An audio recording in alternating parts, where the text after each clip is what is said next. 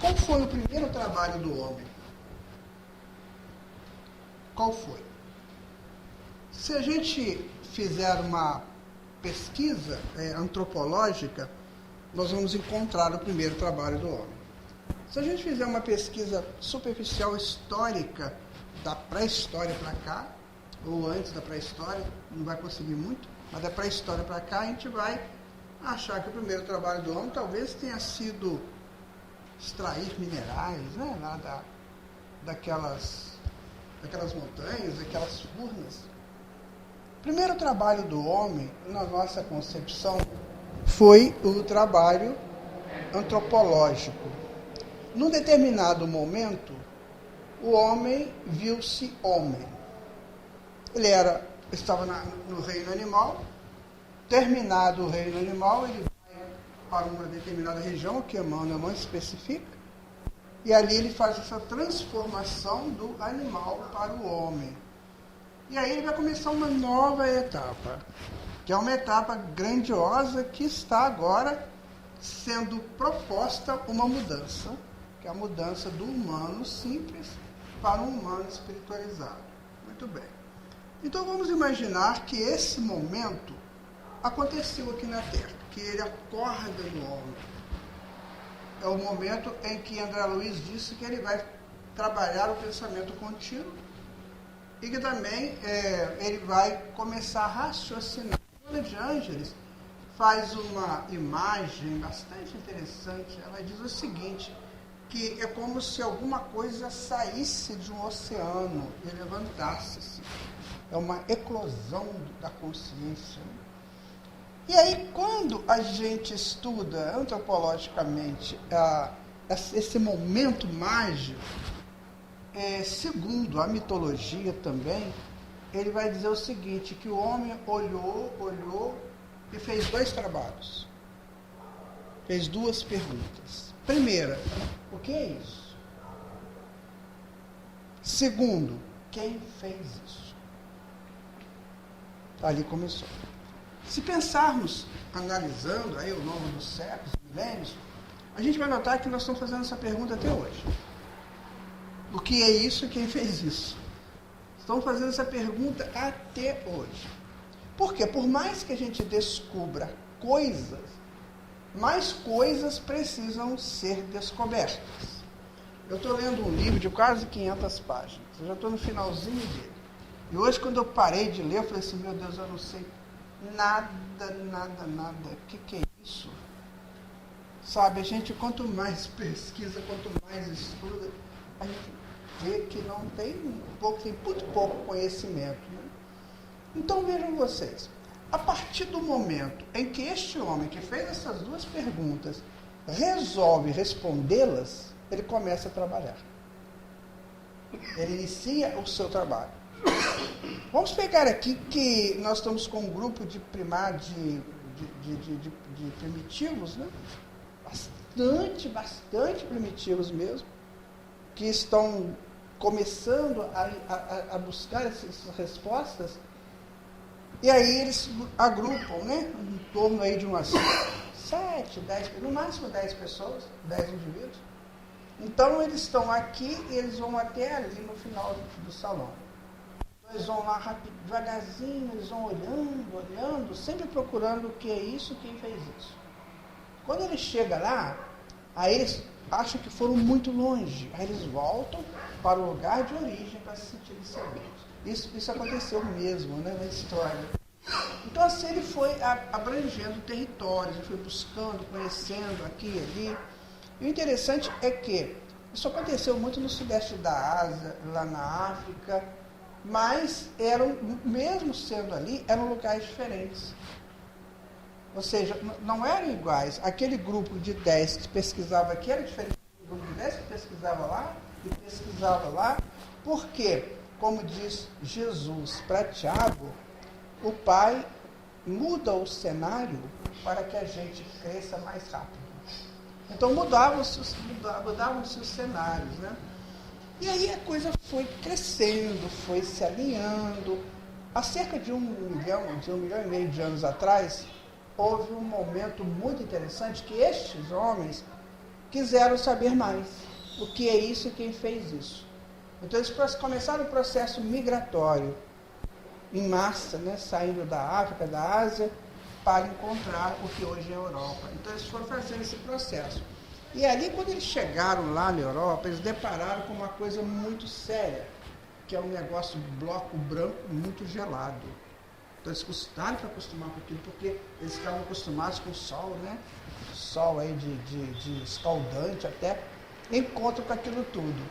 E aí eles começam a trabalhar aquelas informações. Então, todo o tempo desse homem, dessa psique, se a gente analisar hoje, pudéssemos penetrar toda a estrutura de uma psique, se eu pudesse penetrar na minha estrutura, tem tanta coisa lá guardada, muitas coisas com respostas, outras tantas não, que eu ainda procuro ter hoje o entendimento. E quando eu chego lá na Europa, no que seria a Europa depois, aí eu começo a fazer um outro movimento. E este movimento grandioso, que é de se adaptar naquele novo continente, gera um grupo de indivíduos muito interessantes, chamados Neandertais. Por que eles chamam assim? Porque foram descobertos os vestígios deles, né, numa cidade chamada Neandertal da Alemanha. Então são chamados Neandertais. Consta que aproximadamente eles viveram 200 mil anos. É tempo à beça, né? Muito tempo. Por esse período, segundo umas informações que a gente já pegou por aí e tal, talvez foi a grande migração também dos exilados de Capela, torno de 200 mil anos atrás. Tanto é que tem um boom na história interessante, que de repente as pessoas começam a aprender muito rapidamente as coisas. Então, provavelmente, pela a chegada desses espíritos, que se distribuem em 4 grandes regiões, e depois criam 4 grandes civilizações, e aí vão. Então, quando esse homem chega ao Neandertal, ele vai ficar lá 200 mil anos, e depois se transforma no que somos hoje, né? Homo sapiens, a torre de 12 mil anos. Bom, aí o trabalho, a partir do Homo sapiens, o trabalho ganha uma outra conotação. A gente pode perceber isso na própria história. A grande civilização que é conhecida, que nós podemos estudar, teve outras que a gente não tem acesso, mas as que a gente pode estudar foi a civilização da Suméria, que existiu mais ou menos há uns 7, 8 mil anos atrás. E a do Egito também, e a da Índia. Então são as grandes civilizações. Aí nós começamos a perceber que o homem começa a manufaturar as coisas. Ele pega, por exemplo, os metais, ele transforma metal, ele chumba, ele faz o bronze, ele faz o cobre, ele cria o ouro, ele entende o ouro, a prata. Então ele começa a trabalhar essas coisas que encantam os olhos, né? E ganha um valor extraordinário. Então ele começa a entender que o trabalho dele gera dividendos muito grandes para ele. Por essa época também, ele vai trabalhar a questão da agricultura, ele vai aprender a plantar. E aí as mulheres que estão aqui se vangloriam, porque foram vocês as primeiras cientistas do mundo. Enquanto o homem saía feito besta, né, para buscar bisão e aqueles bichos grandes, as mulheres estavam pesquisando raízes, verduras, né, folhas, para ver o que podia ser comestível, o que não seria comestível. Então as mulheres começaram esse trabalho. Então, minha gente, o trabalho, no princípio dele, ele é uma ação muito positiva, muito positiva. E que as pessoas que não trabalhavam, que não faziam nada, morriam de fome. Então tinha que trabalhar mesmo. Nosso povo hoje trabalha 8 horas por dia, né? Fala que é escravo. Eu já ouvi esse negócio aí, não sei o quê. Lá eles trabalhavam só 16, 17, 18 horas por dia. Às vezes nem dormiam, né? Porque se dormisse o bicho pegava, né? Então eles ficavam muito dentro, né, da estrutura do trabalho. Eu vou sair para caçar. Então nós vamos uma turma para caçar. Se eu dormir, o animal me joga no abismo. Tinha uma coisa muito interessante lá, que eles estavam buscando o bisão. O bisão é um bicho muito grande, né?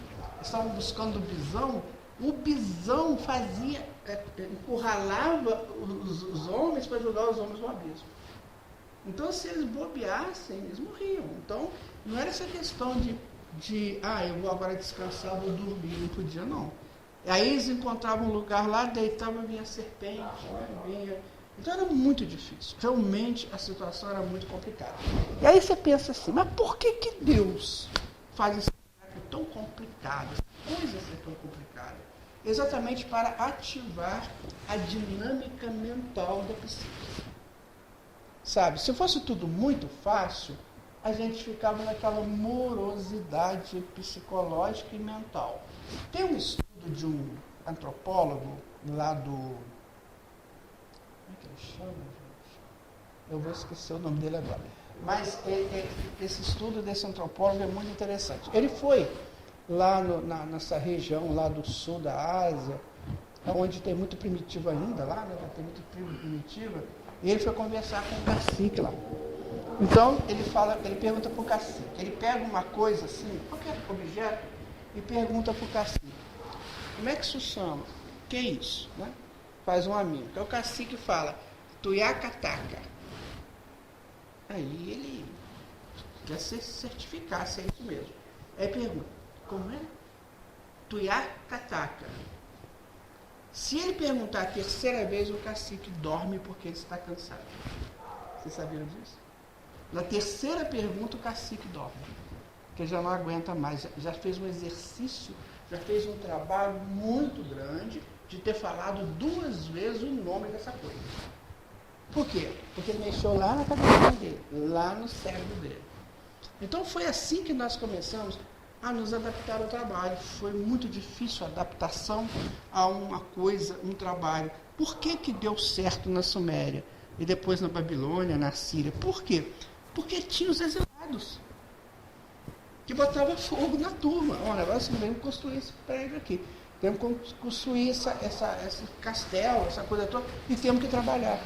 Mas ali tinha muita gente que não tinha esse ímpeto do trabalho, esse ímpeto da construção. Então isso foi gradativo. Emmanuel vai dizer para nós que dentro dessa grande civilização, essas grandes civilizações que foram criadas, né? Eu estou resumindo bem, tá, gente? Porque, nossa, é muita coisa para falar, mas não vai dar tempo. Então, dentro dessas grandes civilizações, ele fala o seguinte, que a civilização ariana, e quem é a civilização ariana?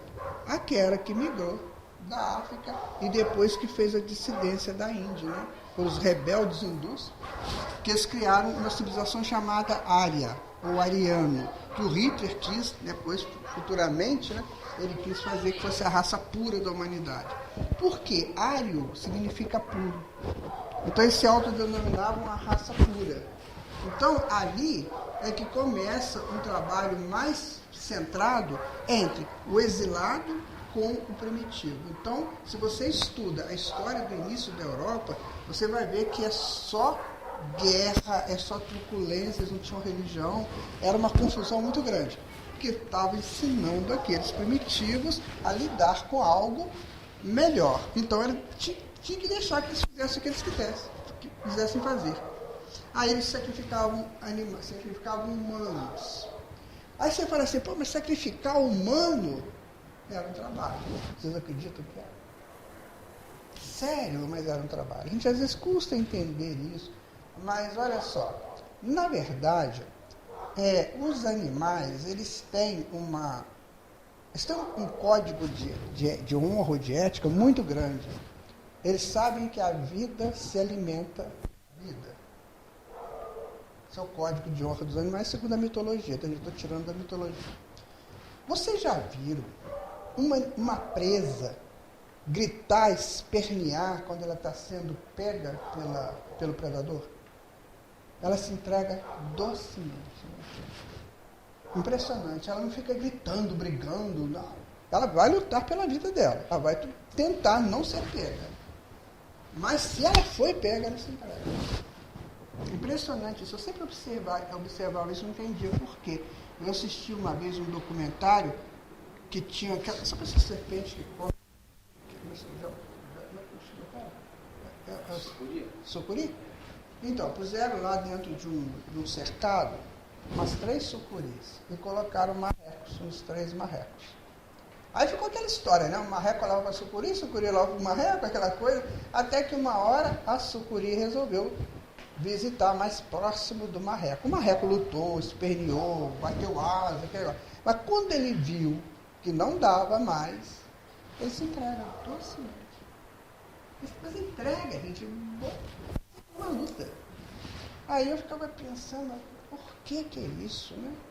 E aí, o Campbell, né, que é um dos maiores mitólogos da atualidade, ele já desencarnou, mas ele é mais bem contemporâneo, ele diz o seguinte, que tem um código de honra entre os animais, que, assim, quando o animal é pego pelo outro, é como se ele dissesse, eu já aproveitei bastante a vida, agora é preciso que eu doe vida para que o outro, porque eu vou voltar de novo. Olha só, gente.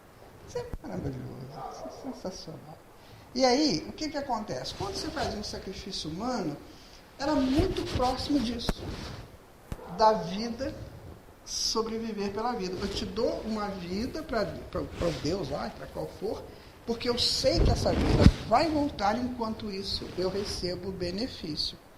Então, era um trabalho, era uma coisa terrível, mas era um trabalho. Se a gente começar a pensar nos trabalhos iniciais, gente, se ele trabalhando com machado, ele dava 2 machadadas aqui, outra na cabeça do outro.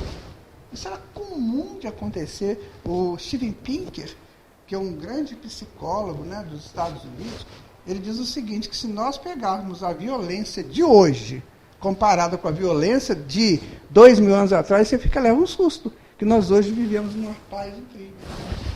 Hoje é tudo tranquilo, sem problema. Tudo, assim, tem a violência, tem, mas é o mínimo a violência que nós vivemos hoje. Porque já houve uma evolução muito grande, sabe? Muito grande. Está pegando de Jesus para cá. Então, esse trabalho, ele sempre foi um móvel de vida, sempre. Então, teve um momento que eu trabalhei para um grande escultor, por exemplo, eu trabalhei para um grande oleiro, eu trabalhei para um grande... oficial de qualquer outra estrutura, porque eu adorava estar perto dele. Geralmente, o discípulo se apaixonava pelo seu mestre. Então, por exemplo, eu tinha um mestre que era oleiro. Eu não sabia fazer tijolos. Aí tinha um sujeito lá que era bom naquilo, né? Fazia direitinho, cozinhava, aquela coisa. E eu ficava louco com ele, porque ele fazia uma coisa que eu nem imaginava que podia ser feito.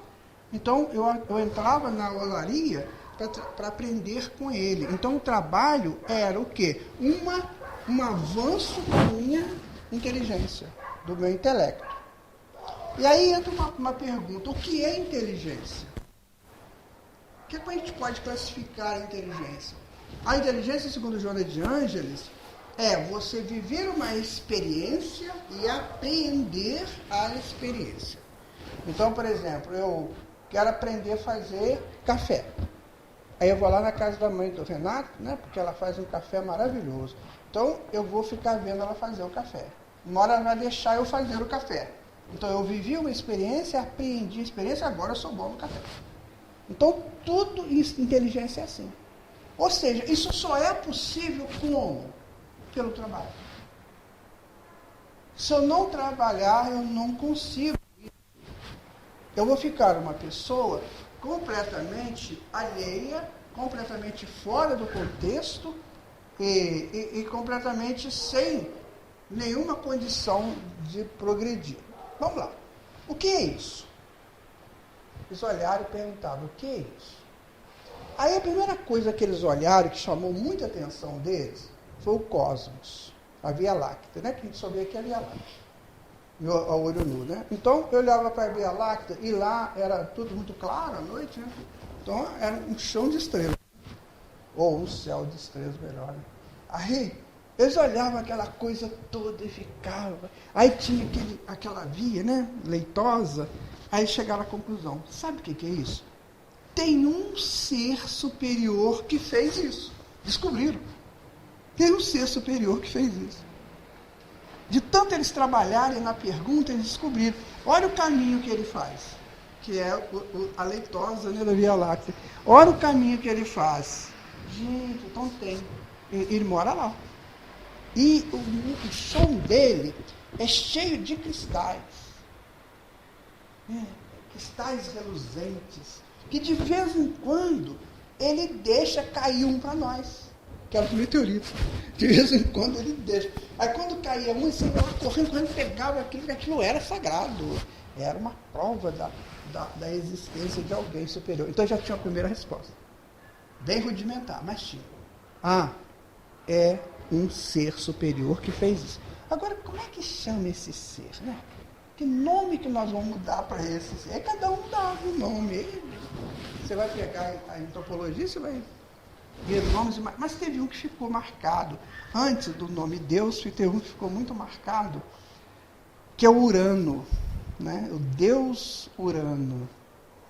Aí o Deus Urano casa com Eia, que é a Terra. O Deus Urano casa com Eia e forma, né, esse mundo lindo. Eles têm um filho chamado Zeus. E esse filho, ele contrapõe a ele vários titãs, ou seja, várias forças. Pronto, estava explicado a criação do mundo. Estranho, mas estava explicado. Ou seja, os espíritos superiores, né, se unem nas propostas da apropriação molecular e montam o mundo. E aí quem vem para o mundo futuramente? Que é o homem. Então o Zeus é o homem. Né? E quem são os titãs? São as forças que nós temos. Então a mitologia explica. E aí que está feito o trabalho. Então agora eu já sei que é dessa maneira. Então agora eu já tenho um ser que me domina, um ser que me conduz. Aí que o Zeus, né, vem de Zeus, depois vem Deus. Aí eu tenho esse ser que me domina. Então eu entendi, que bom, que agora eu posso trabalhar com tranquilidade. Mas aí, teve um daqueles lá que é muito abelhudo, né? Aquele bem perguntador. Mas como é que a gente chega nele? Qual é o projeto para chegar nele, né? Poxa, ele não vai ficar lá longe de mim, ele gosta de mim, porque ele me criou tudo, né? Como é que eu vou chegar nele? Aí teve um outro mais abelhudo ainda, que mostrou para ele um monte muito alto, uma montanha tipo Everest, né? Tipo Himalaia, e falou assim, ele mora lá. Então se eu for lá, eu vou encontrar com ele? Vai. O problema é que você não pode subir aquela montanha, porque aquela montanha é sagrada.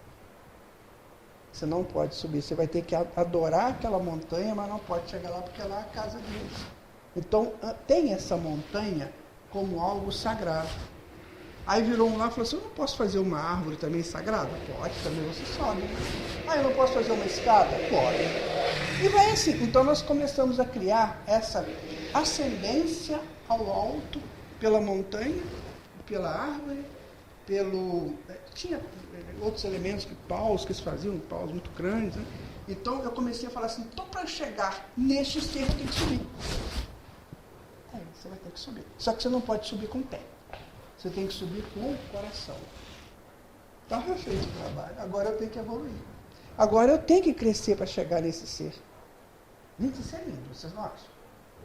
Isso está em Mircea Eliade, que não tem nada a ver com o espírito. Né?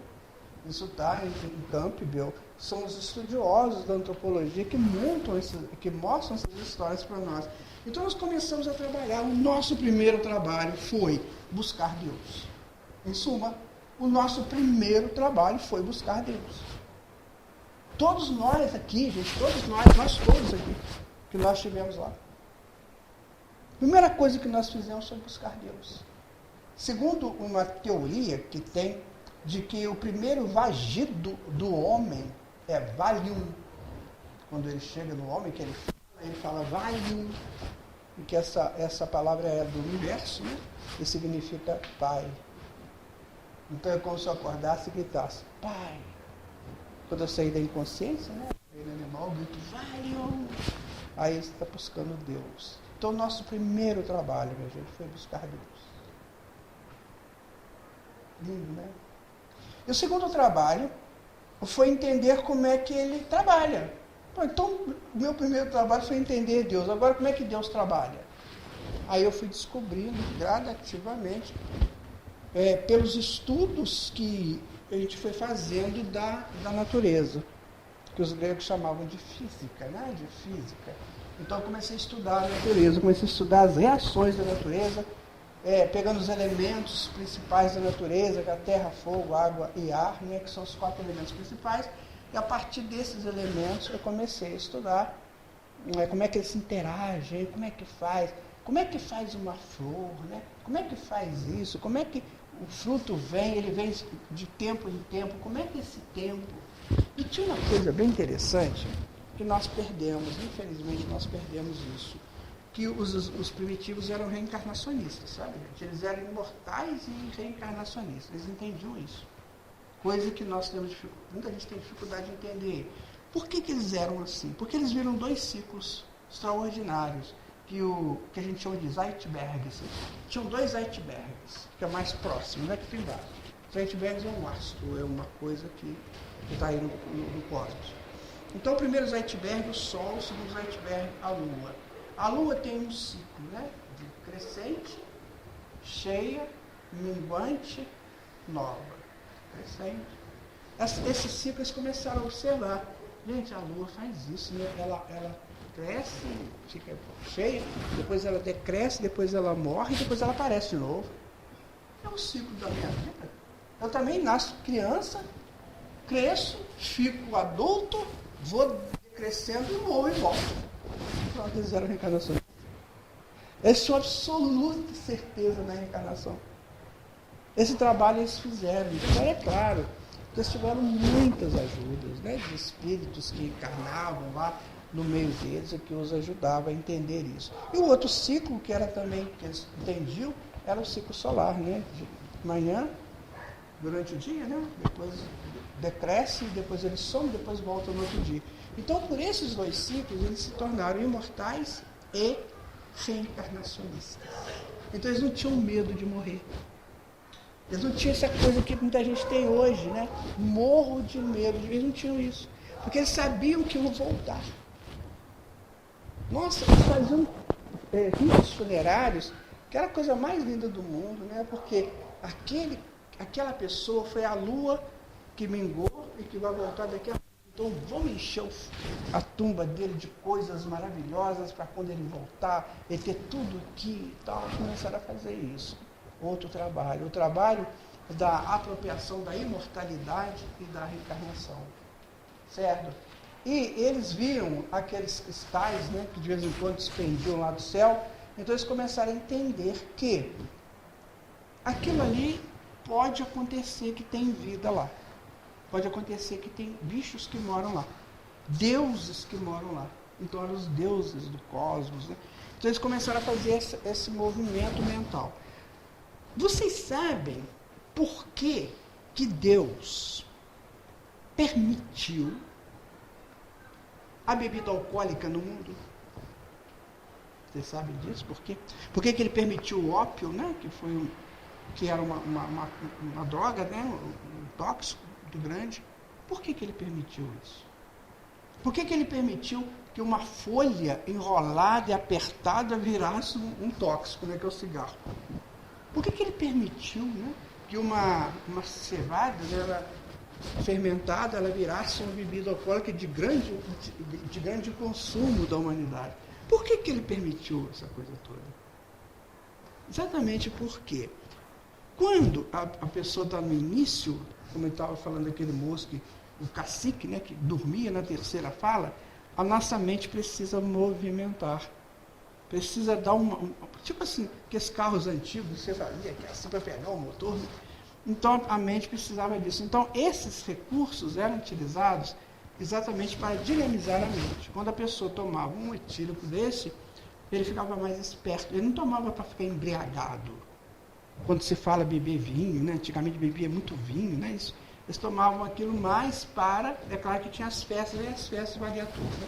Mas eles tomavam aquilo para ficar mais animados, mais espertos. Eles precisavam de um ânimo extra, sabe? Então aquilo eles ajudavam. Então o fígado deles tinha uma camada desse tamanho. Por quê? Para não prejudicar. O estômago, uma camada desse tamanho, para poder fermentar aquela bebida. E à medida que ele foi entrando num tal mais avançado, aí o corpo foi diminuindo essa camada do fígado, a camada do estômago, De tal modo que hoje as pessoas estão morrendo a beça por causa de bebida alcoólica, porque não precisa mais. Nós já somos dinâmicos hoje mentalmente. E aí vai chegar um dia, né, no quinto corpo biológico, segundo um pesquisador lá da França, que se nós comemos um bife de 100 gramas, a gente vai desencarnar na hora. Por causa do teor de fermentação da carne, que é muito sério. André Luiz fala sobre isso no livro Desobsessão. Ele fala que quando a pessoa come a carne, não fica triste quando André Luiz não está, gente, mas ele falou isso, que ela fica fedendo. Fedendo. Ele não fala essa palavra não, mas é isso. Ele falou assim, ele estava falando sobre médium, né? O médium vai na reunião mediúnica, por favor, não comam carne, porque ninguém aguenta o cheiro horrível que é da fermentação da carne.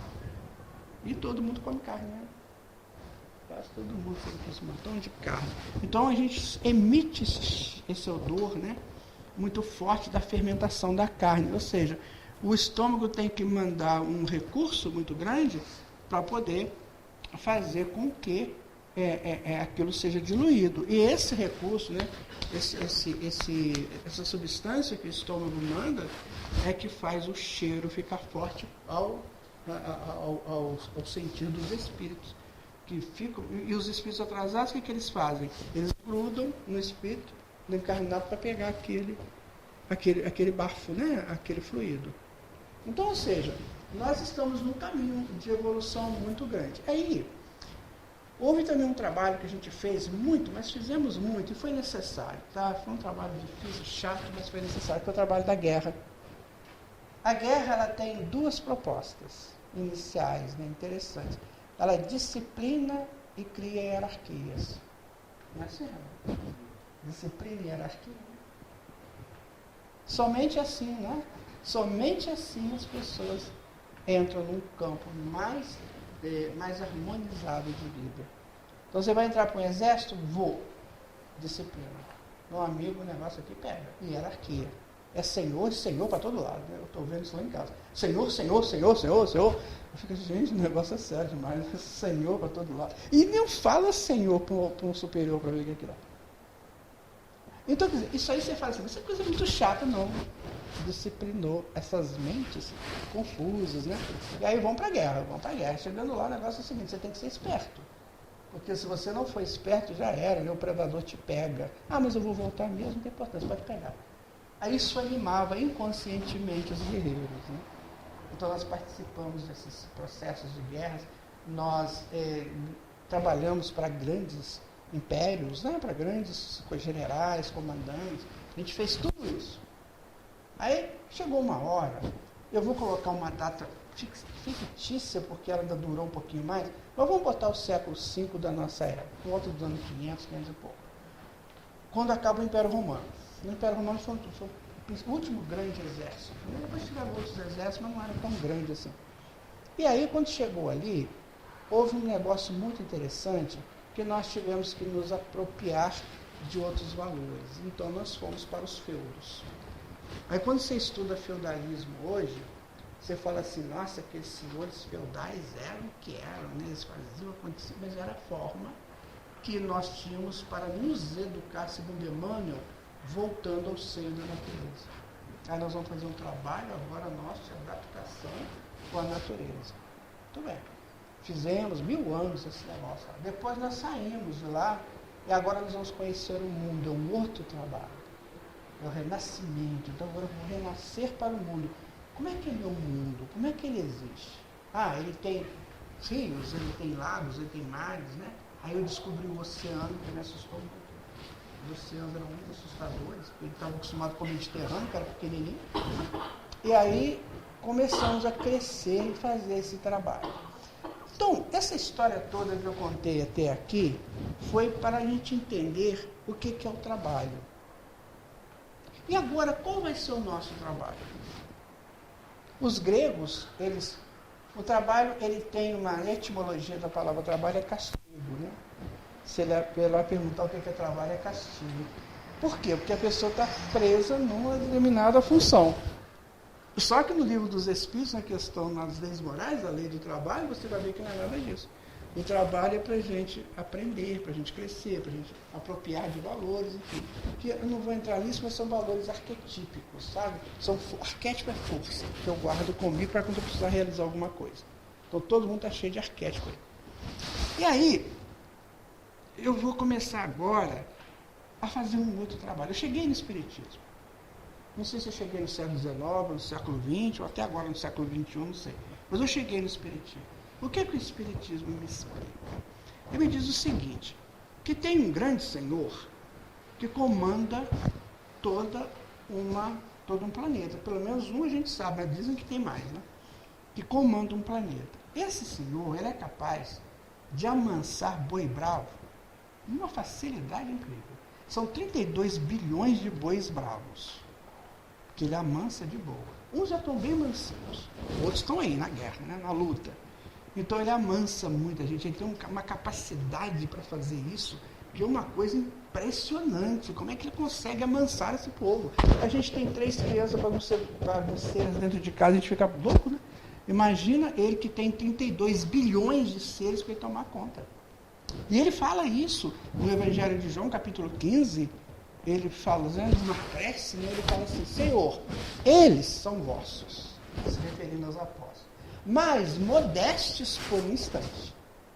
Ou seja, me entregou para eu tomar conta dessa turma. Eu não vos peço que os tireis do mundo, Senhor, porque do mundo eles necessitam, mas eu vos peço que o guardeis em vossa glória. Ninguém sabe. Então esse Senhor é o Senhor Jesus. Então agora nós sabemos que nós temos um grande comandante, né? Seja lá general, comandante, eu gosto de falar um grande príncipe, né? Então nós temos um grande príncipe. E como que ele amansa, gente? Amansa pela lei suprema do universo, que é a lei do amor, né? A lei do amor.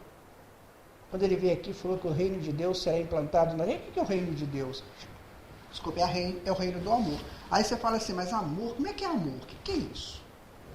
Então o amor é um conjunto muito interessante, é uma sequência muito interessante para construir o amor. Ninguém faz amor, tá, gente? Você constrói o amor. Como é que você constrói o amor? Você usa a inteligência, que a gente já falou. A inteligência te dá harmonização, né? Porque nesses grandes exércitos não estudavam isso, disciplina. Então você harmoniza. Uma coisa inteligentemente harmonizada fica perfeita. Essas 3 coisas juntas faz o belo, que junto faz o bom, que é igual ao amor. Mas onde você tirou isso? Primeiro dos gregos, né? Os gregos falavam isso, né? Segundo, pelo universo. Você olha que o universo é uma coisa inteligentemente harmonizada, né? Perfeito, belo e bom, que nos acolhe. Então o amor é aí. Então ele trouxe esse negócio pra gente. Olha, seguinte, amai-vos uns aos outros. Não tem outro jeito. Se você não fizer isso, você vai se perder por aí. Né? Orai por aqueles que vos perseguem e caluniam. Também, se você ficar falando mal do outro, não vai te resolver seu problema. Porque aí tem uma série de desdobramentos nessas enunciados. Né? Amai-vos, né? Amai-vos como eu vos amei.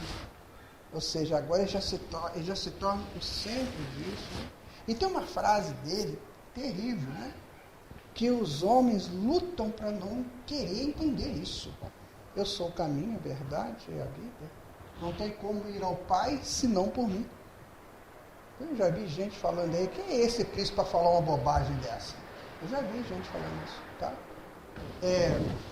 Agora, ele fala um negócio que é muito interessante, que ele fala assim, meu pai trabalha até agora e eu também. Aí eu pergunto para vocês, que hora que Jesus descansa, gente? Não, porque se for descansar fica complicado. Se está descansando agora, como é que fica o povo que já amanheceu lá para isso? Ah, não, ele vai descansar quando acontecer. E nós, como é que nós ficamos? Então ele não dorme, ele não descansa em momento nenhum. O descanso, esse sono que a gente tem que viver nele, é para o corpo físico, né? Que a gente precisa o corpo precisa desse momento de ausência do espírito para ele se refazer as energias. Mas o espírito não precisa disso. Então a gente não entende que quando o corpo dorme, nós estamos trabalhando, nós estamos em outras atividades, né? Dependendo da nossa índole, uma bela atividade ou não tão boa assim, mas nós estamos trabalhando. Então, minha gente, o trabalho, ele é uma constante em todos os tempos. Vocês já ouviram, já assistiram filmes daquelas galés romanas? O povo que remava, né? O povo lá do remo, não tinha um batendo lá, né? Que é o ritmo. Aí quando o comandante gritava assim, força, né?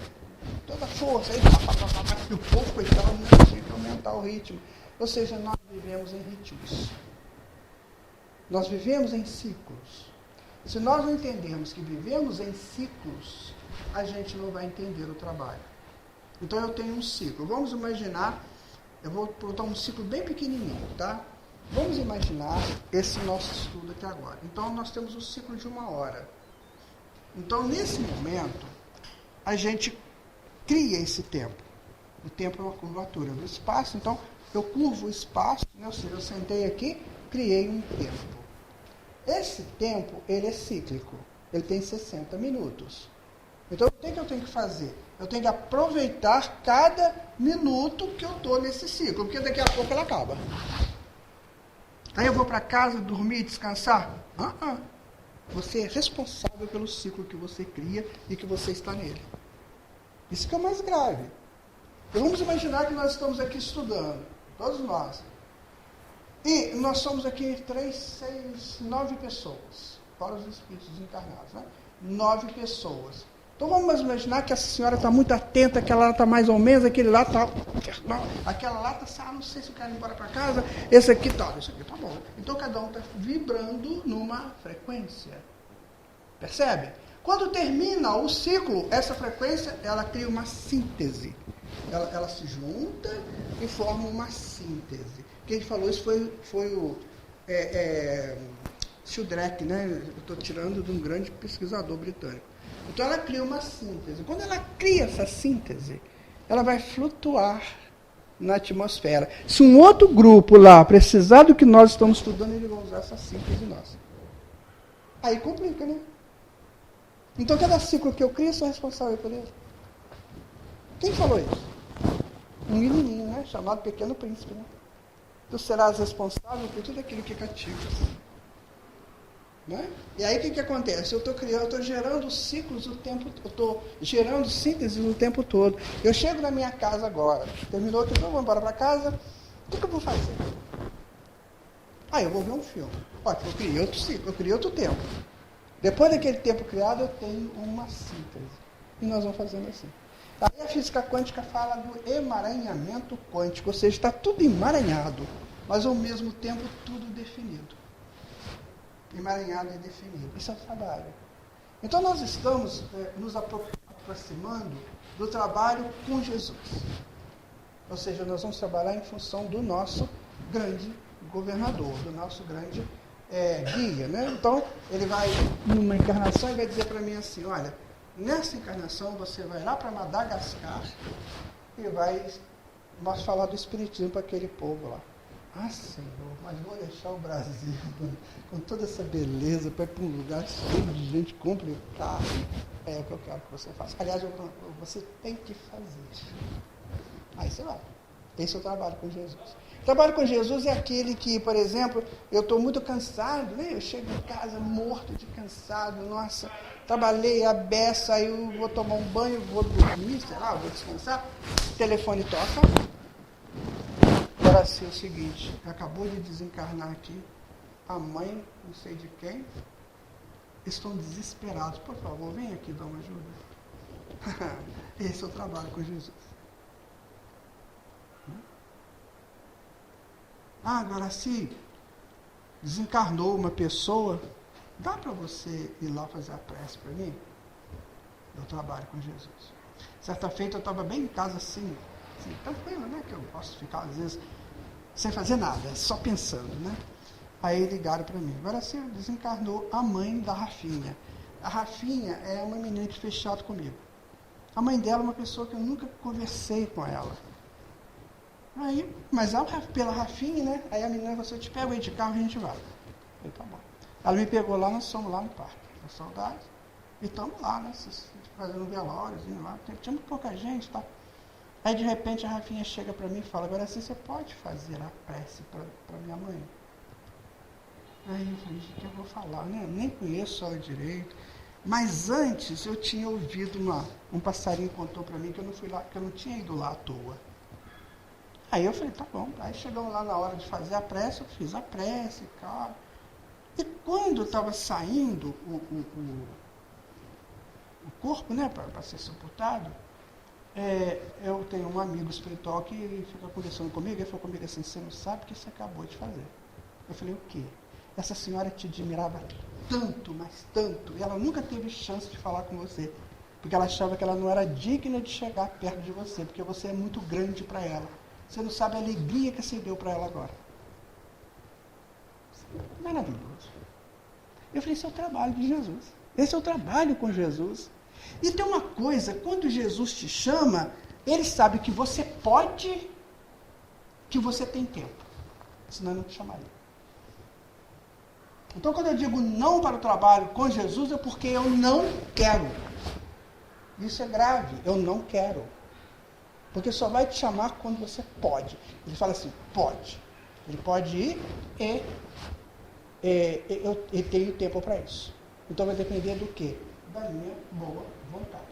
Só isso. Então o trabalho com Jesus é assim, se nós quisermos, de fato, trabalhar com o grande mestre da humanidade, nós temos que entender essa ação dele. Sabe? Entender essa ação. Era em plena pandemia. Todo mundo recolhido dentro de casa com 10 máscaras. Tem gente que botava 10 máscaras. Vocês sabiam disso? Tem aquele acrílico também, né? Nossa, foi coisa horrível aquilo. Agora, assim, você pode fazer uma palestra presencial para nós? Eu tenho quase 72 anos, né? Aí ele falou assim, conta comigo. Eu entrava dentro de ônibus, né? Tinha que botar a máscara, porque se não entrasse, você nem entrava, né? Entrava dentro de ônibus, ia lá no centro, fazia palestra, as pessoas. Teve uma vez que eu fiz para 40 pessoas, em plena pandemia. Fiz a palestra para eles e tal, voltei para casa, nunca senti nada. Porque o meu mestre mandou que eu fosse. Então, quando a gente quer trabalhar com Jesus, você se fala assim, olha, provavelmente, a pessoa te pergunta, o que você vai fazer domingo? Eu penso que vou fazer isso. Eu penso. Mas eu não sei o que eu vou fazer. Então você perde um pouco aquela sua autonomia de decidir o que você quer. Mas é assim, né? Mas Deus deu o livre-arbítrio.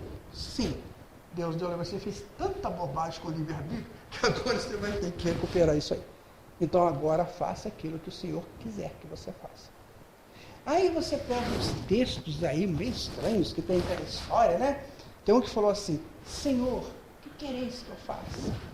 E teve um sujeito lá que caiu do cavalo, né? Deu uma luz muito forte, caiu do cavalo e, Senhor, que quereis que eu faça? O outro falou assim, Senhor, fazei de mim um instrumento da vossa paz. Que era um rapazinho, né? Bem, que abandonou toda a fortuna do pai, né? Está ali o nosso livro. Né? Senhor, fazei de mim um instrumento da vossa paz. Aí teve uma outra que falou assim, depois que ela, é uma menina mais jovem, de 15 anos, né? Falaram para ela assim, o negócio é o seguinte, né? Você é servo do Senhor, né? Bendito é o ventre, bendito é o fruto que está no teu ventre, né? E tal, isso aqui ela fala assim, eis aqui a serva do Senhor, faça-se em mim segundo a vossa vontade. Eu falei 3, porque eu lembrei desses 3. Agora, quantos não falaram? E o que eu falo para o Senhor? Eu falaria isso. Senhor, fazei de mim um instrumento da vossa paz, então eu vou ter que ser paz. Senão, não vou ser o instrumento dele. Fazer de mim a serva, né, o servo, né? Eu estou pronto para isso, eu estou disponível para isso. Né? E aí, tem aquela célebre, né, do grande que fala assim, meu pai trabalha até agora e eu também. Então veja que tudo é trabalho. Tudo é trabalho. Só que a gente vai saindo dos trabalhos primitivos de procurar o que é isso, quem fez isso, né? Agora para um trabalho adiantado, né? Senhor, estou pronto. O que o Senhor quer que eu faça? Estou pronto. Né? Um dia desse, eu não escrevo, eu não psicografo romance há muito tempo. É chato psicografar romance, você nem imagina. Mas, né, chegou para mim um pedido. Você pode psicografar um livro sobre aborto? Porque a coisa está pegando, né? Comecei a escrever lá, liguei o computador, como eu sempre fazia. Gente, o negócio flui que é uma maravilha. Flui assim que você nem assusta. Você fala, gente, então o que eu estou fazendo parado? Né? Eu tenho que trabalhar, eu tenho que estar disponível para o Senhor Jesus. Aí você fala, né, para terminar, você pergunta assim, mas peraí, eu trabalho 8 horas por dia para manter minha família, eu tenho que ganhar meu dinheiro para manter a família. É o que eu falei para vocês, o Senhor só vai te chamar na hora que você puder e naquilo que você pode fazer. Não se preocupe. Porque às vezes lá no seu trabalho você está trabalhando para Jesus. Lá no seu trabalho. Você está em trabalho, por exemplo, uma pessoa que chega para você, te fala uma coisa, você às vezes dá um toquinho de leve, né? Assim, uma coisinha, e assim vai.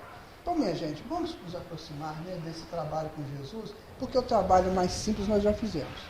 Foi lá do princípio, procurando o que é, né, quem é Deus, como que Ele fez as coisas.